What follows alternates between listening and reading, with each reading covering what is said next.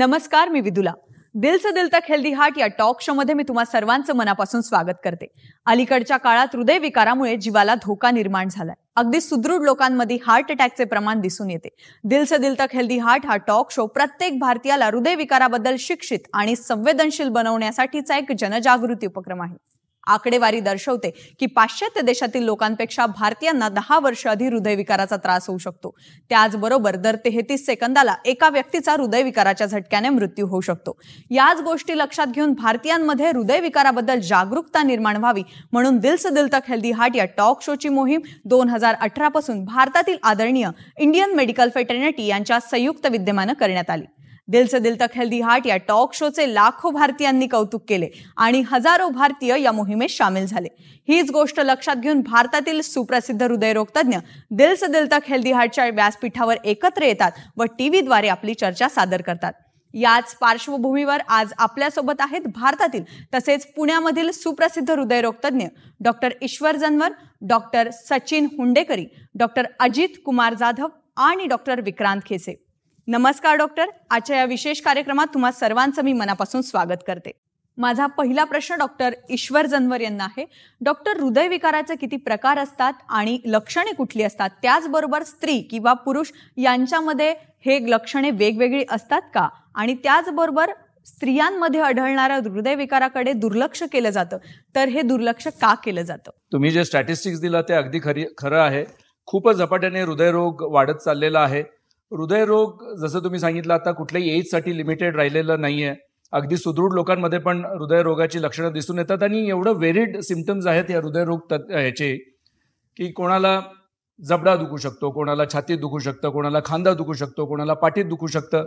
तर माझं फक्त म्हणणं एवढंच आहे की तुम्ही जर वयाच्या 40 नंतर असाल, तुम्हाला डायबिटीज असेल, ब्लड प्रेशर असेल, तुमच्या घरात कोणाला हार्टचा प्रॉब्लेम झाला असेल, तर कुठल्याही लक्षणांना ज्या तुमच्या नेहमीच्या डेली रुटीनपेक्षा जी वेगळी लक्षणं आहेत त्याच्याकडे दुर्लक्ष करायचं नाही आहे. तुम्ही तुमच्या कार्डिओलॉजिस्टला भेटून काही टेस्ट, बेसिक टेस्ट जसं 2D इको आहे, स्ट्रेस टेस्ट, याच्यावरून आपल्याला अचूकपणे निदान करता येईल हे प्रॉब्लेम्स, ही जी लक्षणं आहेत, ही जी सिम्पटम्स आहेत ती कार्डियक आहेत किंवा नाही आहेत आणि मग त्याप्रमाणे तुम्हाला पुढच्या ह्याच्यासाठी मार्गदर्शन मिळणार आहे. तुमचा जो दुसरा प्रश्न होता तो पण खूपच चांगला प्रश्न आहे की फिमेल्समध्ये लक्षणं कमी असतात का, वेगळी असतात का, आर दे प्रोटेक्टेड? तर फिमेल्समध्ये आम्ही जनरली म्हणतो की मेनोपॉजच्या अगोदर इस्ट्रोजनमुळे त्या प्रोटेक्टेड असतात. त्यामुळे थोडंसं डिफरन्स आहे दोघांच्या प्रेझेंटेशन एजमध्ये आणि ओव्हरऑल इन्सिडन्समध्ये. पण आता हल्ली आपण बघतोय की बाकीचे जे रिस्क फॅक्टर्स आहेत, सिडेंटरी लाईफस्टाईल म्हणा, स्मोकिंग म्हणा, ओबेसिटी म्हणा, तेवढ्याच झपाट्याने त्या फिमेल्सनाही ग्रासलेलं आहे आणि त्यामुळे फिमेल्स म्हणजे स्त्रिया देखील आपल्याकडे आताच त्याच स्पीडने मॅचअप करून येत आहेत आणि त्यामुळे जो इस्ट्रोजनचा आपण म्हणायचो की पूर्वी प्रोटेक्टिव्ह इफेक्ट होता तो आता काहीसा कमी होत चाललेला दिसतोय. त्यामुळे पूर्वी आमच्याकडे एक टेंडन्सी होती की फिमेल आहे at the age of 40 probably नसेल यांना हार्टचा प्रॉब्लेम, पण आता आम्ही त्यांच्याकडे दुर्लक्ष न करता, गाफील न राहता त्यांनाही सांगतो की तुमच्याही कुठल्याही सिम्पटम चेंजला तुम्ही दुर्लक्ष करू नका आणि या सगळ्या गोष्टींमधनं अचूक निदान करून पुढची ट्रीटमेंट जर केली तर नक्कीच आपल्याला हृदयरोग टाळता येईल. माझा पुढचा प्रश्न डॉक्टर सचिन हुंडेकरी यांना आहे. डॉक्टर, उच्च रक्तदाबाची कारणं आणि लक्षणं कोणती असतात? त्याचबरोबर योग्य औषधोपचार आणि निरोगी जीवनशैली यामुळे आपण ब्लड प्रेशर मॅनेजमेंट करू शकतो का? मृदुला, आपण बघतोय की आजकाल भारतामध्ये उच्च रक्तदाबाचं प्रमाण खूप जास्त वाढलेलं आहे. नंतर प्रत्येक तिसऱ्या लोकांना आजकाल उच्च रक्तदाबाचा त्रास होतोय. त्यातले बरेचसे रुग्ण जे आहेत त्यांना उच्च रक्तदाबाचे काहीही त्रास नसल्यामुळं किंवा त्याची लक्षणं साधारणतः काही नसल्यामुळं ते अनडायग्नोस असतात किंवा त्यांचं निदान प्रॉपर होऊ शकत नाही आहे. आपण जर बघितलं तर हाय ब्लड प्रेशर किंवा उच्च रक्तदाब या आजाराला सायलेंट किलर असंही संबोधलं जातं. कारण या हायपरटेन्शनचा किंवा हाय ब्लड प्रेशरचं काहीही त्रास काही लोकांना नसतो. ऑलमोस्ट 85% ऑफ पेशंट्सला काही त्रास नसल्यामुळं त्यांचा आजार हा साधारणतः पेशंट डॉक्टरकडे दुसऱ्या आजाराशी जातो आणि साधारणतः ताप आल्यानंतर किंवा डॉक्टरांच्या रुटीन व्हिजिटमध्ये किंवा रेग्युलर चेकअपमध्ये त्यांना कळतं की त्यांचा ब्लड प्रेशर जास्त आहे. बाकी 10 ते 20% लोकांमध्ये धडधड होणं, घाम जास्त येणं, थकल्यासारखं वाटणं, डोकं दुखणं किंवा चक्कर येणं असे लक्षणं असू शकतात. उच्च रक्तदाब हा आजार जो आहे तो जीवनशैलीतल्या बदलानंतर कंट्रोलमध्ये येऊ शकतो, पण काही लोकांना त्यासोबत मेडिसिनची गरज पडू शकते. तर आपल्याला ज्यावेळेस आपल्याला समजलं की आपला रक्तदाब उच्च आहे, अशा वेळेस आपली जीवनशैली चेंज करणं, डॉक्टरांची व्हिजिट करणं आणि डॉक्टरांच्या सल्ल्यानुसार जर गरज पडली तर ते तुम्हाला मेडिसिन देतात. तर मेडिसिननी हा उच्च रक्तदाब कंट्रोलमध्ये येतो. बऱ्याच वेळेस असं असतं की हा त्रास नसल्यामुळे बऱ्याच लोकांना असं वाटतं की एकदा जर आपण गोळ्या घेतल्या तर त्याची सवय लागेल आणि त्या गोळ्याचे साईड इफेक्ट असतील, तर हे एकदम चुकीचं आहे. कारण उच्च रक्तदाबामुळेच पेशंटला जास्त त्रास होतो, नाहीतर त्यांच्या गोळ्यांनी पेशंटला काही त्रास होत नसतोय. उच्च रक्तदाबामुळे बऱ्याच पेशंटच्या किडनीवर सूज येते, ब्रेनमध्ये पॅरालिसिस अटॅक येतो, हार्ट अटॅकची रिस्क वाढते. तर यामुळं रक्तदाब कंट्रोल करणं ही खूप महत्त्वाची गोष्ट आहे. जीवनशैलीतले बदल, जसं की आपल्या जीवनामध्ये आपण ॲज अ इंडियन आपण प्रत्येक भारतीयामध्ये मिठाचं प्रमाण खूप जास्त असतं. आपल्या जीवनामध्ये साधारणतः आपण प्रत्येक दिवशी 10 ते 12 ग्रॅम मीठ घेतो, की जे की साधारणतः रिकमेंडेड आहे 5 ते 6 ग्रॅम. तर ऑलमोस्ट आपण डबल क्वांटिटीमध्ये मीठ घेतो, ती जी काही सवय असते आपल्या लहानपणीपासून. तर त्यामुळं उच्च रक्तदाबाचं प्रमाण दिवसेंदिवस वाढत आहे. सोबतच सिडेंटरी लाईफस्टाईल म्हणजे आपण व्यायाम न करणं, इन्क्रीजिंग स्ट्रेस, म्हणजे आपल्याला आजकाल बघितलं आपण की मेट्रो लाईफमध्ये खूप जास्त स्ट्रेस वाढलेला आहे. इवन रुरल कम्युनिटीमध्ये पण बघितलं आपण की प्रत्येक इथे मोबाईलचा वापर जास्त केला जातो, जंक फूड्स वाढत चाललेले आहेत आणि बऱ्यापैकी साधारणतः आपलं जे काही व्यायाम आहे तो कमी झाल्यामुळे उच्च रक्तदाबाचं प्रमाण खूप वाढत आहे. तर यासाठी मी एकच निवेदन करेल की प्रत्येकाने आपल्या वयाच्या 30 वर्षानंतर आपला रक्तदाब चेक करून घेणं खूप इम्पॉर्टंट आहे. आणि जर आपला रक्तदाब चेक केल्यानंतर आपल्याला असं आढळलं की आपल्याला उच्च रक्तदाब आहे, तर त्याचं ट्रीटमेंट करणं आणि ते कंट्रोलमध्ये असणं खूप इम्पॉर्टंट आहे. माझा पुढचा प्रश्न डॉक्टर अजित कुमार जाधव यांना आहे. डॉक्टर, कोलेस्ट्रॉल आणि हृदयविकार यांचा काय संबंध आहे? त्याचबरोबर कोलेस्ट्रॉलमुळे हार्ट ब्लॉकेज होऊ शकतं का? आणि हार्ट ब्लॉकेजची लक्षणे कुठली आहेत? आपण जसं बघतो की कोलेस्ट्रॉल म्हणजेच HDL कोलेस्ट्रॉल किंवा LDL कोलेस्ट्रॉल, अनुक्रमे गुड कोलेस्ट्रॉल आणि बॅड कोलेस्ट्रॉल. तर ह्याच्यामध्ये कोलेस्ट्रॉल आणि हृदय रक्तवाहिन्यामध्ये होणारे ब्लॉकेजेस याचा फार घनिष्ठ संबंध आहे. बॅड कोलेस्ट्रॉल म्हणजेच LDL कोलेस्ट्रॉल, जसं की तुमचं 190च्या वरती जर त्याची व्हॅल्यू असेल तर डेफिनेटली त्या LDL कोलेस्ट्रॉलमुळे हृदयातल्या रक्तवाहिनीमध्ये प्लाक तयार होणं आणि त्या प्लाकचं रूपांतर मल्टिपल ब्लॉकेजेसमध्ये होणं हे होऊ शकतं. आणि मल्टिपल ब्लॉकेजेस किंवा excessive blockages can cause reduction in the heart flow. तर हृदयाच्या रक्तवाहिन्यांमध्ये येणारे ब्लॉकेजेस आणि त्यामुळे होणारा हृदयाला रक्तपुरवठा कमी होणं आणि ऑक्सिजनयुक्त रक्त हृदयाकडे कमी गेल्यानंतर हृदयाच्या स्नायूचं डॅमेज होणं, ह्याच गोष्टींमुळे आपल्याला हार्ट अटॅकची लक्षणं दिसू लागतात. जसे की छातीमध्ये दुखणं, दम लागणं, वारंवार जिने चढताना किंवा जास्त घाम येणं, ही लक्षणं ही हृदयविकाराची आहेत. आणि तसाच त्यामुळे हृदयविकार होऊ नये किंवा हृदयविकार टाळण्यासाठी आपल्याला LDL कोलेस्ट्रॉल कमी ठेवणे आणि HDL कोलेस्ट्रॉल म्हणजेच गुड कोलेस्ट्रॉल वाढवणे, याची औषधं आणि जीवनशैली दोन्हीमध्ये बदल करणं आवश्यक आहे. माझा पुढचा प्रश्न डॉक्टर विक्रांत खेसे यांना आहे. डॉक्टर, हृदयविकार तपासण्यासाठी कुठल्या चाचण्या उपलब्ध आहेत? त्याचबरोबर अचानक हृदयविकाराचा झटका आल्यास अशा कुठल्या उपाययोजना उपलब्ध आहे ज्यामुळे आपण तात्काळ आपला जीव वाचवू शकतो? सगळ्यात इम्पॉर्टंट 3 तपासण्या आहेत हार्टसाठी. पहिलं तर ECG आहे, दुसरा 2D एको आणि तिसरं म्हणजे TMT. ECG असा बेसिक टूल आहे ज्याच्यामध्ये आपल्याला जर चेस्ट पेन झालं, दम लागत असेल, तर त्या हार्ट रिलेटेड जर काही आजार असेल तर ECG वर प्रायमरीली आपल्याला अंदाजा येतो. दुसरं म्हणजे 2D एको असतो, म्हणजे हार्टची सोनोग्राफी. बेसिकली त्याच्यात आपल्याला हार्टचं स्ट्रक्चर कसं आहे, व्हॅल्व्स कसे आहेत, लिकेजेस आहेत का, हार्टचं फंक्शन कसं आहे ते आपल्याला त्याच्यात कळतं. तिसरं म्हणजे स्ट्रेस टेस्ट असतं. स्ट्रेस टेस्टचा ॲडव्हान्टेज असा आहे की ही टेस्ट जी आहे ती चालून होते. ECG एको ही टेस्ट जी आहे ती रिलॅक्स स्टेटमध्ये असते. म्हणून ॲडव्हान्टेज स्ट्रेस टेस्टला असा आहे की जर चालताना रक्तपुरवठा जर कमी पडत असेल तर तो स्ट्रेस टेस्टमध्ये ECG वरती दिसून येणार. चौथं म्हणजे आता ॲडव्हान्स जर बघायला गेलं तर CT कोरोनरी अँजिओग्राफी म्हणून असतं. आता यंग पेशंट्स असतात ज्यांच्यामध्ये काही सिम्पटम्स नाही आहेत, खूप हाय रिस्क आहेत, स्मोकर आहेत, CT कोरोनरी अँजिओग्राफी असं करता येईल. पण ह्याच्यामध्ये ह्याची सेन्सिटिव्हिटी आणि स्पेसिफिसिटी थोडीशी कमी राहते. स्पेसिफिकली जे ओल्ड पेशंट्स असतात ज्यांच्यामध्ये खूप कॅल्शियम जमा असतं, त्याच्यात त्याची सेन्सिटिव्हिटी थोडीशी कमी होऊन जाते. म्हणून प्रायमरीली ECG, 2D एको आणि स्ट्रेस टेस्ट ह्या इम्पॉर्टंट तपासण्या आहेत. दुसरा प्रश्न म्हणजे विदाऊट डायग्नोसिस, म्हणजे हार्ट अटॅक आलाय की नाही, त्याच्यात असे काही रिकमेंडेशन्स नाही आहेत की ही गोळी दिली म्हणजे ॲटलिस्ट ECG झाला पाहिजे, डायग्नोसिस झालं पाहिजे आणि मग त्याला ब्लड थिनर्स वगैरे असे चेस्ट पेन कमी होण्याच्या गोळ्या येतात. जर इन केस असे काही पॉसिबिलिटीज आहेत, ॲस्पिरिन म्हणून असते, माउथ डिझॉल्विंग ॲस्पिरिन, अशी एक ट्राय करता येते. पाण्यात 1 ग्लासमध्ये पाणी, त्याच्यासोबत ॲस्पिरिन घेऊ शकतो आपण. दुसरं म्हणजे एक सॉर्बिटेड येते, जिभेखाली ठेवता येते ती. पण हे सगळं no standard guidelines have not recommended any like this. माझा पुढचा प्रश्न डॉक्टर ईश्वर जनवर यांना आहे. Doctor, cardio kidney metabolic disease म्हणजे काय? त्याचबरोबर हृदयविकाराच्या रुग्णांसाठी याचा कितपत धोका असतो आणि मधुमेहाचा याच्याशी काय संबंध आहे? परत सगळं येऊन डायबिटीज आणि लाईफस्टाईल याच्या भोवतीच फिरतं. डायबिटीज जर तुम्हाला असेल तर it is considered as heart disease. म्हणजे एखाद्या माणसाला डायबिटीज झालं असेल तर आम्ही त्यांना म्हणतो की तुम्हाला हार्ट अटॅक आलाय असं स्वतःला ट्रीटमेंट देण्याची गरज आहे. डायबिटीज झाल्यानंतर हृदयाच्या रक्तवाहिन्यांमध्ये ब्लॉकेजेस होणं, किडनीमध्ये रक्तपुरवठा कमी होणं, किडनी डॅमेज होणं, डायबेटिक नेफ्रोपॅथी ज्याला आम्ही म्हणतो, which is a starting of renal failure. आणि या सगळ्या गोष्टींचं एकमेकात बरंचसं इंट्रिकेट रिलेशनशिप आहे. कार्डिओ, मेटाबॉलिक आणि किडनी प्रॉब्लेम. मेटाबॉलिक प्रॉब्लेम्स ह्याच्यामध्ये जर आपण ॲड केले, ओबेसिटी, डायबिटीज, सिडेंटरी लाईफस्टाईल, आणि या सगळ्या गोष्टींचं एकदा कन्कॉक्शन जर झालं तर it is going to culminate into a bad problem which is called as cardio metabolic and kidney problem. हार्टमुळे किडनीला डॅमेज, किडनीमुळे हार्टला डॅमेज, आणि त्याच्यामध्ये भर आपल्या जीवनशैलीची. ह्या सगळ्या गोष्टी जेव्हा एकत्र येतात तेव्हा हृदयरोग, किडनीचे प्रॉब्लेम्स, अदर वॅस्क्युलर प्रॉब्लेम्स जसं ब्रेनमध्ये पॅरालिसिस होणे, गँग्रीन, या सगळ्या गोष्टींची झपाट्याने वाढ होते. आणि ह्या सगळ्यांचा घनिष्ठ संबंध मधुमेहाशी आहे, आणि मधुमेहाचा घनिष्ठ संबंध सिडेंटरी लाईफस्टाईल, स्मोकिंग याच्याशी आहे.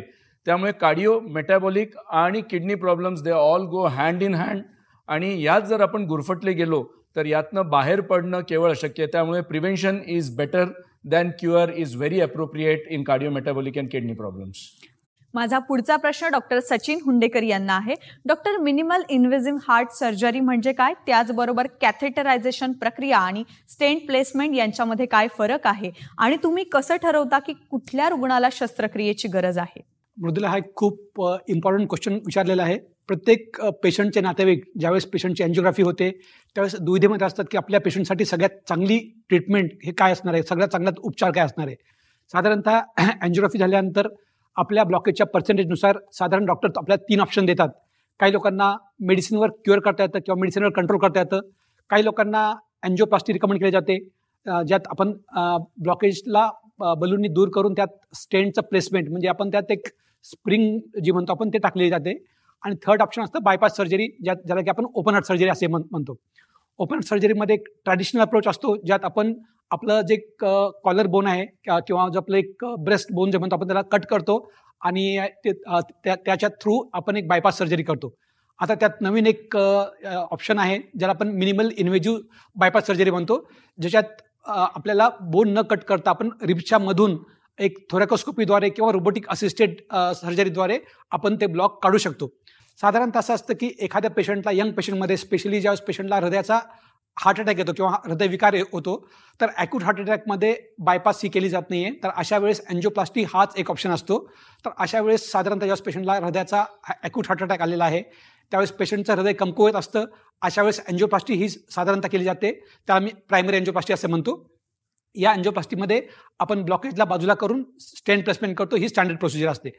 पण आजच्या जमान्यामध्ये इमेज गायडेड अँजिओप्लास्टी करतो आपण, ज्यामुळे की परत रिपीट रिव्हॅस्क्युलेशन म्हणजे परत आपल्याला ऑपरेशन करायची रिस्क खूप कमी होते.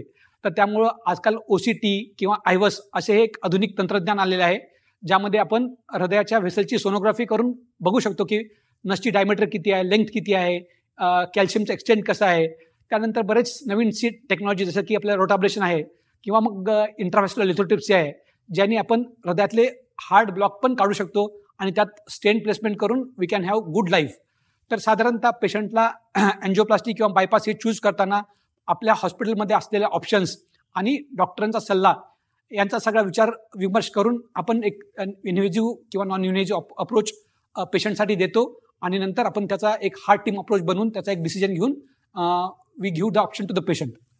माझा पुढचा प्रश्न डॉक्टर अजित कुमार जाधव यांना आहे. डॉक्टर, अलीकडच्या काळात सोशल मीडियामुळे कुटुंब, परिवार यांच्याशी आपल्या प्रत्यक्षात भेटीगाठी होत नाही, त्यामुळे एकटेपणा जाणवतो. यामुळे आपल्या हृदयाच्या आरोग्यावर काही परिणाम होऊ शकतो का?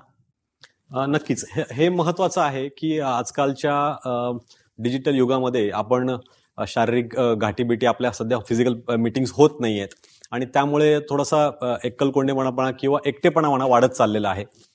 सोशल मीडियाच्या अतिवापरामुळे म्हणा की हा जो एकटेपणा आहे तो आज मनुष्याला वाईट सवयींमध्ये जसं की धूम्रपान, अतिमद्यपान आणि अनहेल्दी बाकी जीवनशैली यासारख्या ठिकाणी घेऊन जात आहे आणि त्या सगळ्या गोष्टींचा परिणाम आपल्या हृदयाच्या आरोग्यावरती होत आहे. हृदयाच्या रक्तवाहिन्यांचे विकार वाढत चाललेले आहेत. IT पॉप्युलेशन आणि या सगळ्या लोकांमध्ये हे विकार किंवा डिप्रेशन ह्यासारख्या गोष्टी वाढत चाललेल्या आहेत आणि त्या सर्वाचा परिणाम हा आपल्या हृदयाच्या रक्तवाहिन्यांच्या ब्लॉकेजेसवर होत आहे. हृदयाच्या बाकी विकार वाढत चाललेले आहेत.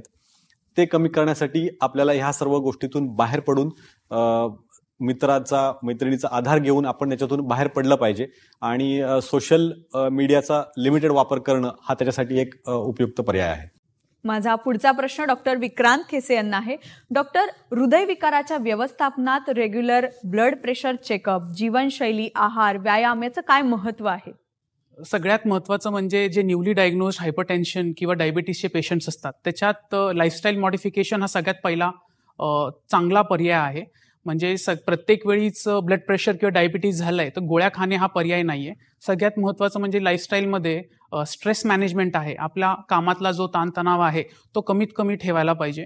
दुसरं म्हणजे डाएट आहे. डाएटमध्ये असं कुठलं डाएट असं नसतं की ते परफेक्ट आहे. ओव्हरऑल म्हणजे डाएट म्हणजे low salt, low sugar, low carbohydrate, low protein, high protein diet, low fat, low trans fat diet असा डाएट फॉलो केला पाहिजे. डाएट फॉलो करताना असा पर्याय शोधला पाहिजे की तो सस्टेनेबल आहे. नाहीतर फक्त 1 महिनाभर डाएट केला आणि त्याच्यानंतर तो सोडला त्याचा काही फायदा होत नाही. तिसरं म्हणजे एक्सरसाइज आहे. एक्सरसाइजमध्ये at least 40 minutes 5 times a week असं रिकमेंड केलं जातं. मॉडरेट इंटेन्सिटी एक्सरसाइज असलं पाहिजे, म्हणजे ब्रिस्क वॉक असलं पाहिजे, तरच त्याचा फायदा होतो. चौथं म्हणजे वेट लॉस आहे. ॲटलिस्ट 10% वेट लॉस झालं पाहिजे, जेणेकरून ब्लड प्रेशर कमी होण्याचं बेनिफिट किंवा शुगर कंट्रोल होण्याचं बेनिफिट आपल्याला भेटू शकतं. तर दुसरा प्रश्न असा होता की जसं ब्लड प्रेशर मॅनेजमेंट आहे किंवा मॉनिटरिंग आहे हे खूप इम्पॉर्टंट आहे. जसं सरांनी सांगितलं की 85% लोकांना काहीच त्रास होत नाही, 10 ते 15% लोकांना काही त्रास होतो, जसं की डोकेदुखी वगैरे होतं. तर याला माहिती करण्यासाठी याला चेक करणं खूप गरजेचं आहे. असं खूप वेळा होतं की पेशंटचं ब्लड प्रेशर 180 आहे, 200 आहे, पण पेशंटला विश्वास नाही होणार. सो याला चेक केल्याशिवाय त्याला आपण माहितीच करू शकत नाही. So regular monitoring of blood pressure at least 6 months, once in 6 months is very important. Doctor, जाता जाता तुम्ही आमच्या प्रेक्षकांना काय सल्ला द्याल? डॉक्टर ईश्वर जनवर. आपण कोविडच्या पॅन्डेमिकमधनं बाहेर पडलेलो आहोत आणि कार्डिओवॅस्क्युलर डिसीज म्हणजे हार्ट रिलेटेड प्रॉब्लेम्सच्या पॅन्डेमिकमध्ये पुढे सरकत आहोत. त्यामुळे मी एकच सांगेन, health is wealth and prevention is better than cure. तुम्ही cardiac problems, diabetes, blood pressure हे सगळे प्रॉब्लेम्स प्रिव्हेंट करू शकता आणि प्रिव्हेंट केल्यानंतर पुढची जी होणारी घालमेल आहे ती सगळी टाळू शकता. त्यामुळे प्रिव्हेन्शनकडे जास्त भर द्या. Adopt healthy lifestyle, adopt healthy eating habits, and I am sure you will all help yourself to prevent the deadly disease. Doctor Sachin Hundekari, तुम्ही जाता जाता आमच्या प्रेक्षकांना काय सल्ला द्याल? हार्ट सर्जरी म्हणजे काय आणि ती कॅथेटरायझेशन प्रक्रिया आणि त्याचबरोबर स्टेंट प्लास्मेटपेक्षा कशी वेगळी असते, त्याचबरोबर रुग्णाला शस्त्रक्रियेची गरज आहे हे तुम्ही कशावरून ठरवता? मृदुला, हा एक खूप इम्पॉर्टंट क्वेश्चन विचारलेला आहे. प्रत्येक पेशंटचे नातेवाईक ज्यावेळेस पेशंटची अँजिओग्राफी होते त्यावेळेस दुविधेमध्ये असतात की आपल्या पेशंटसाठी सगळ्यात चांगली ट्रीटमेंट हे काय असणार आहे, सगळ्यात चांगला उपचार काय असणार आहे. साधारणतः अँजिओग्राफी झाल्यानंतर आपल्या ब्लॉकेजच्या पर्सेंटेजनुसार साधारण डॉक्टर आपल्याला 3 ऑप्शन देतात. काही लोकांना मेडिसिनवर क्युअर करता येतं किंवा मेडिसिन. डॉक्टर अजित कुमार जाधव. मी प्रेक्षकांना एवढं सांगू इच्छितो की आपल्या हृदयाची काळजी घेणं हे आपल्याच हातात आहे. 4 महत्त्वाचे पिलर्स किंवा 4 आरोग्याचे स्तंभ आपण म्हटलं तर त्याच्यामध्ये रेग्युलर आणि चांगलं डाएट, त्याच्यानंतर रेग्युलर एक्सरसाइज, स्ट्रेस मॅनेजमेंट आणि रेग्युलर हेल्थ चेकअप्स हे फार महत्त्वाच्या गोष्टी आहेत, जेणेकरून तुम्ही तुमच्या हृदयाचे आरोग्य स्वतः चांगलं बनवू शकता आणि चांगली लाईफस्टाईल जगू शकता. आणि डॉक्टर विक्रांत खेसे, तुम्ही आमच्या प्रेक्षकांना शेवटचा काय सल्ला द्याल? माझा मेसेज मेनली यंग पॉप्युलेशनला साठी आहे, कारण आजकाल यंग मेल फिमेल दोघांमध्ये हार्ट अटॅकचं प्रमाण खूप जास्ती प्रमाणात झालेलं आहे. सो हे जे यंग पॉप्युलेशन आहे त्याच्यात इयरली चेकअप्स करणं, ECG, 2D echo, stress test करणं, एक लिपिड प्रोफाईल करणं, स्पेसिफिकली ज्या पेशंट्समध्ये फॅमिली हिस्ट्री आहे, ज्यांच्या घरामध्ये म्हणजे यंग असताना आईवडील यंग असताना त्यांना हार्ट अटॅक झाला असेल तर त्यांच्या फॅमिलीमध्ये सगळ्यांना रिस्क असते, म्हणून त्यांनी थोडंसं ॲग्रेसिव्हली चेक करायला पाहिजे. डॉक्टर, तुम्ही सगळेजण आज इथे आलात आणि इतकी महत्त्वपूर्ण माहिती तुम्ही आमच्या प्रेक्षकांना दिली. नक्कीच तुम्ही दिलेली माहिती आमच्या प्रेक्षकांसाठी उपयुक्त ठरेल. तुम्ही आलात, पुनश्च एकदा तुमच्या सर्वांचं धन्यवाद. Thank you so much. थँक्यू. नक्कीच तुम्ही दिलेली माहिती आमच्या प्रेक्षकांसाठी खूप उपयुक्त ठरेल. तुम्ही सुद्धा अधिक माहितीसाठी आमच्या दिल से दिल तक हेल्दी हार्टच्या फेसबुक पेजला लॉग इन करू शकता. त्याचबरोबर इंस्टाग्राम, ट्विटर आणि यूट्यूबच्या माध्यमातून तुम्ही दिल से दिल तक हेल्दी हार्टच्या उपक्रमासोबत जोडले जाऊ शकता. आजच्या कार्यक्रमात इतकंच. पुन्हा भेटू नवीन चर्चेसह. तोपर्यंत स्वस्थ रहा, काळजी घ्या. धन्यवाद.